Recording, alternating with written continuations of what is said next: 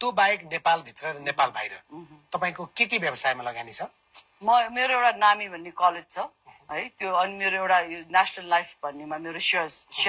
नामी कलेज लगानी छ। इन्स्योरेन्स नेपाल होइन, एनएलजीसी भन्छ, एनएलजी, त्यसमा मेरो लगानी छ एज अ शेयर होल्डर। मेरो युलेन्स त्यसको मोडालिटी थाहा छ? इज अ च्यारिटी है। म त्यसबाट मैले 1 पैसा हाले पनि होइन, म 1 पैसा लिँदा पनि लिँदैन त्यसबाट। मलाई लिनुपर्ने जरुरी नै छैन, किन यो मैले हालेको भए मैले लिनु।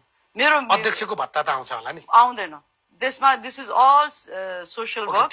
हाम्रो 32% को ऊ छ होइन, 32% हाम्रो शेयर छ। र तपाईले अब नेक्स्ट प्रश्न के सोध्नुहुन्छ, तपाईले लाइफ कसरी चलाउनुहुन्छ त?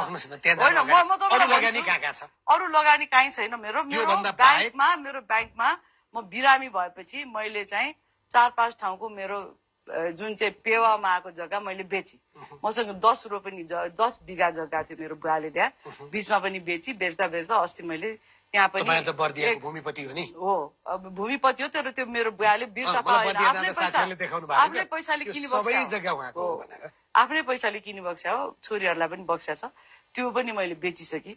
र पोखरामा जग्गा थियो त्यो पनि मैले बेचिसकेँ। हेटौडामा उहाँले दिएको पेवा थियो त्यो पनि मैले बेचिसकेँ, किन म बिरामी भएपछि म तर्सी। अब बिरामी भएपछि मैले कसरी चलाउनु? लगानी यो 3टा ठाउँमा मात्रै हो र पैसा ब्याङ्कमा छ? ब्याङ्कमा छ, because I have sold land and putt that money in the bank.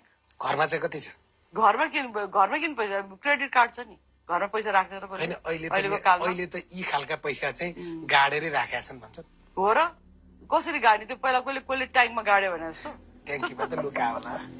गाडेर राखेर पैसालाई धैर्यले खाँदैन र? 5 पटक प्रधानमन्त्री भएको मान्छेको त अरू सम्पत्ति, तपाईको पतिको सम्पत्ति चाहिँ?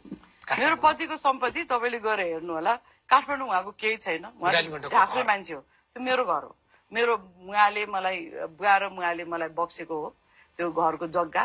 अनि दुःख सुख गरेर त्यो बेलासम्म म भने नि दिनको $500 कमाउने कन्सल्टेन्ट थिएँ म।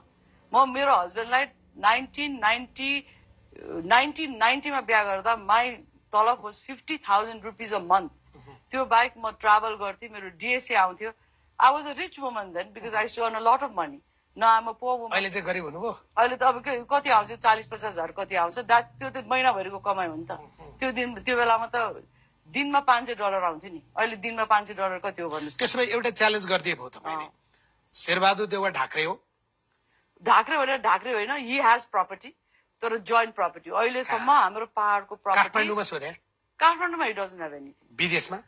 विदेशमा कहाँबाट हुन्छ बिचरा? काठमाडौँमा चाहिँ विदेशमा हुन्छ उहाँ। अनि अमेरिका जाँदाखेरिमा अघिल्लो महिना म अमेरिकामा थिएँ, अनि त्यहाँ नेपाली कम्युनिटी भेट्दा उहाँहरूले भनेको, मसँग प्रमाण छैन, नेपालका ठूला फलानु नेता, प्रहरीको फलानु पूर्व अधिकारी, उनीहरूको यहाँ लगानी छ भन्नुहुन्छ क्या उहाँहरूले। होला, शेरबहादुरजी आर्जुजीको पनि छ कि भनेर सोधे? शेरबहादुर आर्जुजीको छैन। What you see is what you get. Whatever we have spend भएको छ, हाम्रो लाइफ चलिरहेछ। मेरो छोराको आफ्नै इन्कम छ, उसले आफै पैसा कमाउँछ, आफै स्पेन्ड गर्छ। जति मेरो लगानी थियो मैले घर बनाएर सिद्धाएँ, त्यसपछि छोराको एजुकेसनमा हालेँ, र हाम्रो अहिले जो तलब आउँछ त्यसबाट पनि चल्छ। अफकोर्स साथीहरूले पनि हेल्प गर्छन्, पार्टीमा हुन्छ है त्यस्तो। बिरामी भए बेलामा ल दाइ जानुस् भन्ने साथीहरूले गर्ने हेल्प चाहिँ कति जति हुन्छ एकजनाले? अब कहिले टिकट कार्ड दिन्छन् प्लेनमा, त्यस्तो दिन सक्ने साथी को छ नेपालीको आउनु देख्नु भएको छ तपाईँले?